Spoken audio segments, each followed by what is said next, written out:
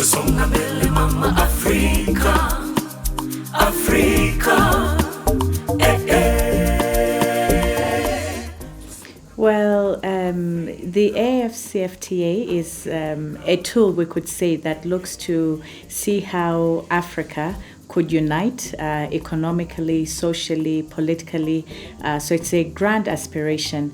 And MS TCDC, as a Pan-African organization, we're always also looking to see how is it possible to be able to bring all these ideas, all these challenges into one place and discussion at the forefront of people, so that we are moving together towards this continental aspiration.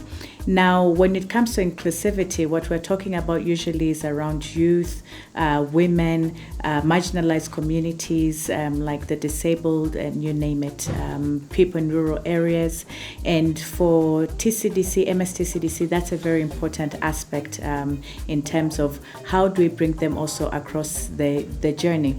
So you might know that MS TCDC is part of the ActionAid family, and ActionAid is within 45 countries around the world. And one of the primary areas we look at is women's rights. Now, it's also central to us in terms of seeing how within our programming, we're always looking to see that girls and women's rights are at the forefront of discussion, that they have access to spaces of leadership, to spaces of service.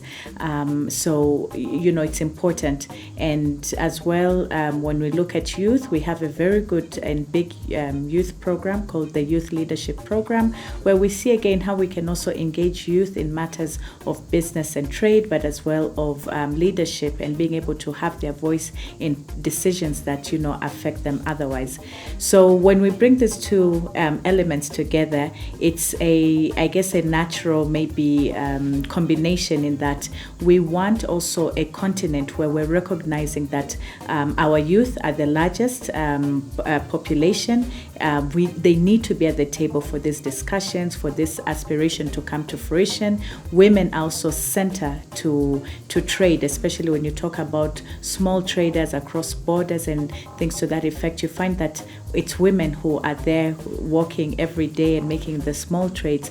But how do we also engage them and ensure they're benefiting better, and not also leaving them at maybe a small trade scale, but also to elevate them to become big international or cross-transborder traders? So the project indeed was an idea coming out of conversations between us and colleagues in different sectors, particularly at the continental level players.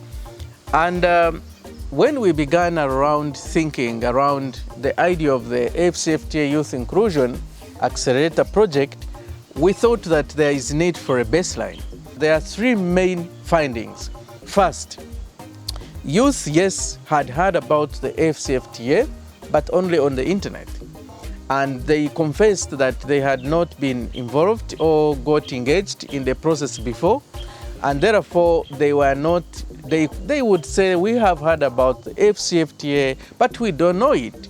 Do you think this CFTA is yours? They said, we cannot say it is ours, because we see that the structures, the formality of the AfCFTA, its framework are extremely up here, and for us we are low here. We also realize that they have not had very good experiences with the regional economic communities, and they were not so optimistic about then this continental huge thing and how it will reach them, since they are very informal and little or very less on capacity at farm level as well as individual level, in terms of if this agreement is going to be good for exporting businesses.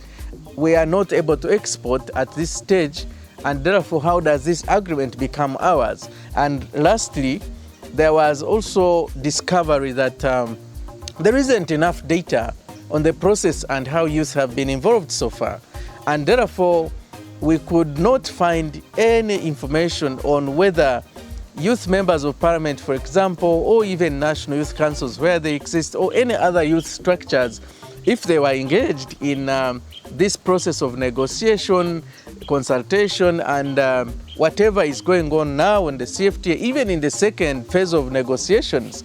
And In order to address this gap of footprint of youth in the process, one of the major recommendations and outcomes of the study is that there should be an annual AfCFTA Youth Inclusion Index to measure how youth are participating, how their knowledge and interest levels are growing as the CFTA implementation goes along, so that also policymakers, development partners and private sector can see where the gaps are every year and how to best address these gaps.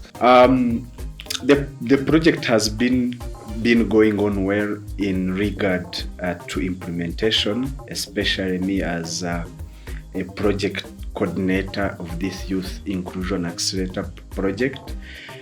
In regard to CFTA, we started with regional consultation in January, between January, where we have been having youth perspectives on CFTA, the extent to which youth were involved in the initial stages of CFTA negotiation and consultations. And these perspectives, youth perspectives, informed our further engagements with policymakers, especially the government and other stakeholders. Also we had the virtual consultation on one African market, the youth, the one African market the youth want. And it was amazing hearing the African market they want, the African market with less barriers, which is borderless, which is inclusive, especially for youth and women. And of course, we discovered that there was urge for more information. And therefore, we had to find the young people where they are. They are on TikTok, they are on Instagram, they're on Facebook and Twitter. And this has really helped us to not only roll out the project initiatives, but also reach them where they are and allow them from all the 55 countries of Africa to participate actively in the project. For example, when we were rolling out the essay and debate competitions, we relied heavily on social media, and the response has been overwhelming.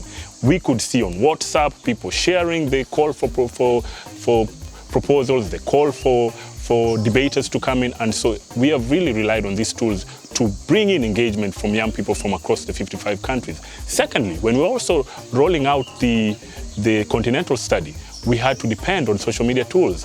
We believe it is not only the first time that we have had a Continental study have input from 55 countries of Africa, but also actively had them engage in debate competitions, in essays, and also we believe next year, as we roll out even more initiatives of the project, social media and virtual tools will play a key role in the project implementation. Tusonga mbele mama Afrika.